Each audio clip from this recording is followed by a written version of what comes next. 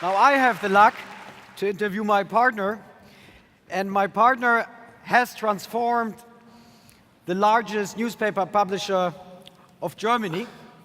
It's a Bild-Zeitung, which we all grew up with.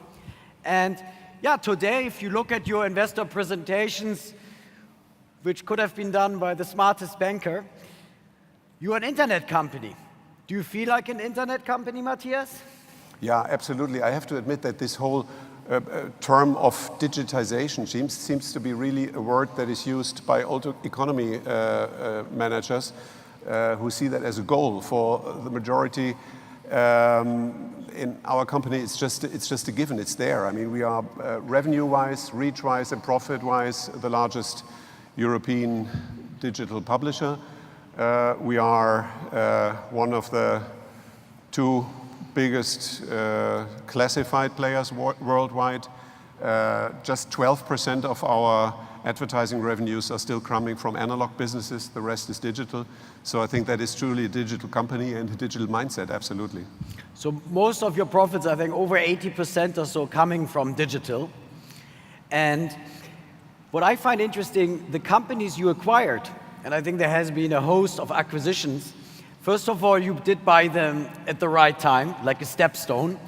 And then something interesting happened, because when you buy these companies, the biggest concern of our champions here is when you buy these founder-driven businesses and you're corporate, you get a lot of motivation out of the door, and sometimes you're scared they disappear to the beach. It didn't really happen. And a lot of the companies you acquired where you had earnouts, even after the earnout was coming through, the people stayed with you. What is the secret sauce? How do you motivate the founders to stay with you? Well, that's absolutely true, what you have observed, and I think that is probably one of the most important, let's say, factors of success, that we did not have this typical corporate approach. We said we have this metaphor of united artists, which means, of course, we are a family, and together we are stronger, but we are artists, we are individuals, we have very different cultures, and we do not try to impose a culture on founders. We like entrepreneurs, and they should go their own way. And we see us as a kind of a toolbox where you can take something that you need to drive your business faster. It's content, it's marketing power, it's cross-promotion, it's technology, whatever. But you don't need to, as long as you're meeting a budget. So that really means we leave the companies very much on as they are and encourage them to really go their own way. We have put it in a very short phrase. We said no integration in the classical sense. No integration. No integration. No, we do not integrate. We want to have that diversity. And we just help to do things better. And that's, if we look to our classified business, we grow with 90% of our classified assets, we grow significantly faster than the standalone peers.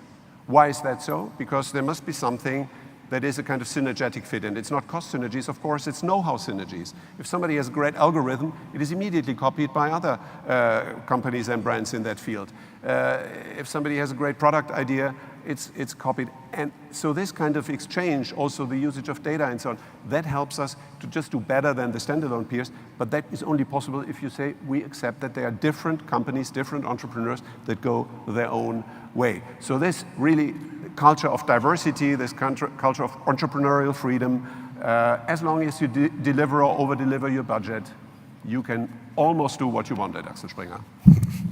And I remember you're bringing all the companies you acquired and you own together, I think 1 or twice a year, where they all exchange like the best practice.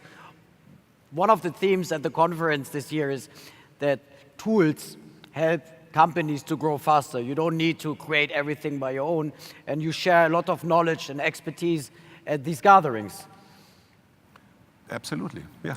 And classifieds, yeah, but I think it's amazing, I mean, to bring them all together. And in the classified space, I'm an old Yellow Page banker. I've done all the Yellow Pages deals, not all, but some of these companies don't exist anymore. But back then, in like real estate or automotive, in Yellow Pages, they only had like 30% of the potential market advertising.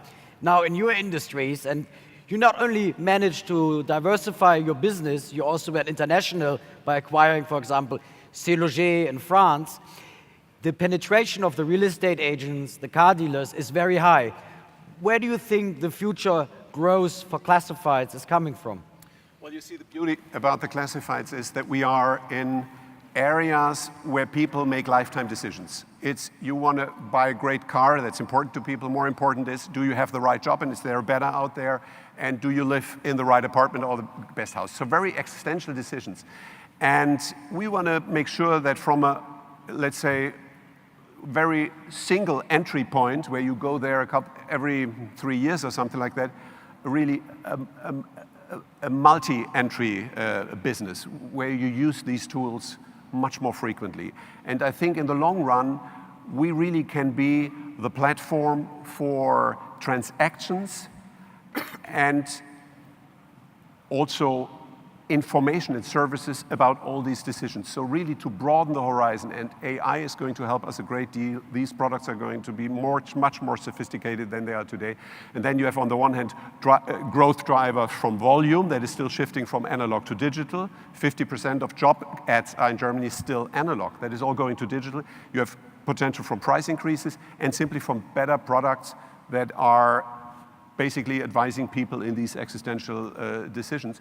And with that, I'm super confident that this business that has already top-line growth, double-digit top-line growth, has margins of north of 40, sometimes 50, 60, or even more %, that this business has really significant growth potential for the next 10, 15 years. Tomorrow we have the CEO of Scout24, and that's exactly what's in his presentation. They want to provide data to the user so they can make the decisions faster, better, grounded on real data rather than gut feel, like when should I find a new job? When should I sell my car?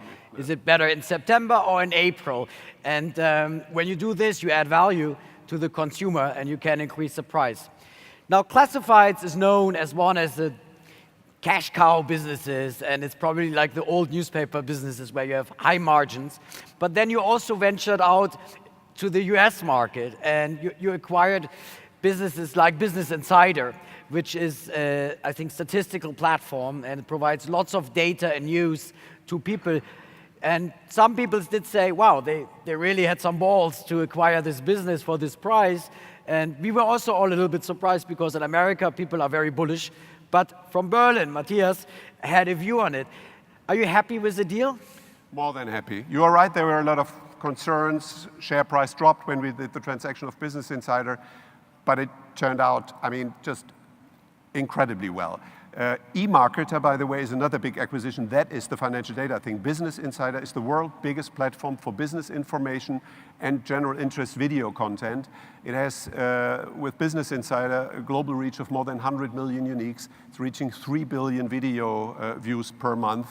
And it is growing. It has a top-line revenue growth of significantly north of 50% first quarter of this year, and it's increasing its growth speed every month because of video monetization on Facebook and other social media, because of native advertising, programmatic advertising. It is really outperforming all expectations, and I'm very sure that digital content, being it eMarketer, being it Business Insider, being it Mike.com, NowThis.com, companies where we have small shareholdings in, Thrillist, they are going to be the next growth driver of Axel Springer. And as people have said 10 years ago, oh, with this classified business, we don't think that's going to work. They will see digital content that is driving growth and value of this company. So you are in the traditional established online businesses, and then you are in online journalism. Do you think the quality of journalism in the digital world can be saved, or is it becoming a bit of a mayhem? I truly think there are many reasons why digital journalism is better. You have access to a much broader basis of information. The intelligence of your users can be used to the benefit of your quality. You have unlimited space, so you can be a lot more profound. You can be faster, but you can also wait. There is a lot more flexibility. You have access to all kinds of media, video content, written information, audio elements in it. So it is much broader. So it's just a stupid, superficial prejudice that journalism on paper was more profound or was better, and digital journalism is superficial. Politico, where we have done this joint venture in Europe, would anybody think that Politico is, I don't know, more superficial or weaker than political journalism on papers? I don't see it. The agenda setter in America and in Europe, no. I think we have to work on monetization. It's really important that on social media, we have access not only to advertising revenues, but also to subscription revenues, and we see very positive trends here with Facebook. Even Google thinks about developments in that direction. So if the platforms really allow us to make money on these platforms, and the trend is going to the direction because they have the fake news problem. They have to increase their credibility. They have to attract great quality content. How can they do it? Providing a decent business model for digital content brands and attract them on their platforms. And that's what they're doing. And if that works, sky's the limit. Google? No, you see, we are frenemies. We had these public debates. We have different views here and there. Then you have to negotiate. Sometimes it's getting a little tough publicly, but in the end, it's business. It's business, and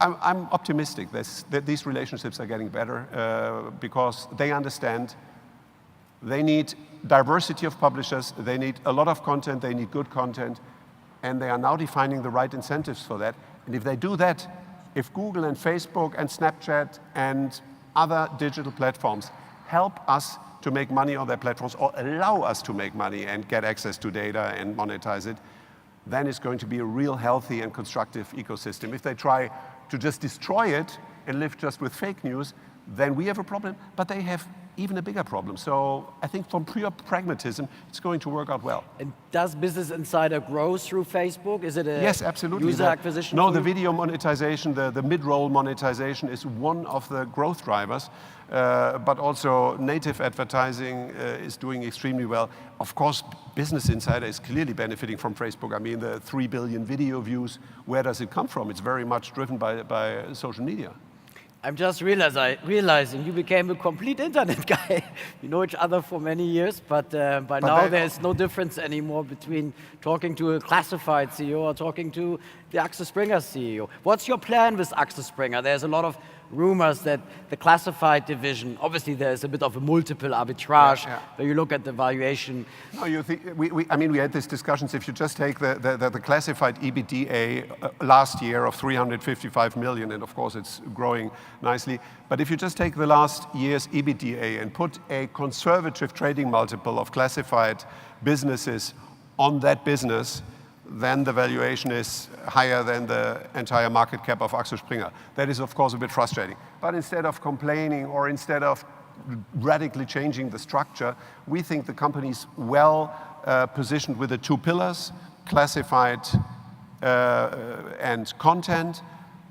And I think in the long run, we are just going to convince with constant delivery or over-delivery of our guidance and of our figures, and then the market gets it and will also understand that digital content is not a kind of burden for the company. It's the next growth opportunity, and then we will get the multiples that we deserve. I'm optimistic, and we have no plans to change the structure. It's better to have high multiples and low profits than the other way around. So last question, do you own any Bitcoins? I personally do not own any Bitcoins. I just occasionally use them as a gift to other people.